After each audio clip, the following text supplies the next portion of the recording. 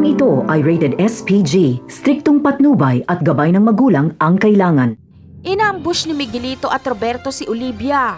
Habang nasa sasakyan sila Olivia ay binunutan at tiratrat sila nila Roberto. Walang laban sila Olivia dahil 2 tauhan lang ang meron siya. Hanggang sa nasukol na nga siya at papatayin na siya ni Roberto.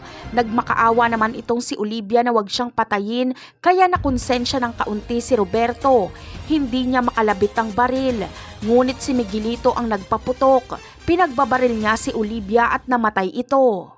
Sa ibang kaganapan naman ay may nangyari na naman kay Pierre at Roberto. Sa pagkakataon na ito ay kumuha ng video si Pierre habang may ginagawa silang kalaswaan at ipinang-blackmail niya ito kay Roberto. Ayon kay Pierre ay ipapakalat niya ang video na ito kung hindi ibibigay ni Roberto ang kanyang hinihingi. Ikinagalit ito ni Roberto ng husto kaya pinatay niya si Pierre.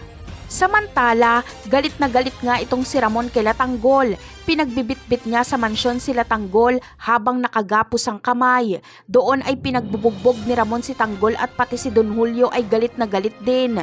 Ayon kay Ramon ay minahal niya si Tanggol pero trinaydor siya nito. Hindi siya makapaniwala na magagawa ito ni Tanggol sa kanya. Hanggang sa hinatulan na nga ni Ramon sila Tanggol ng kamatayan. Ipinag-utos niya na nga sa kanyang mga tauhan na patayin sila Tanggol. At dito sinimulan ng pagbubugbugin sila Enteng at Divina. Papahirapan sila hanggang mamatay. Habang si Tanggol naman ay walang nagawa kundi umiyak at magsisigaw. Ayon sa kanya ay siya na lang ang patayin at wag nang idamay ang kanyang mga kaibigan. Napakarami pa nating dapat abangan sa mga susunod na episode. Paalam!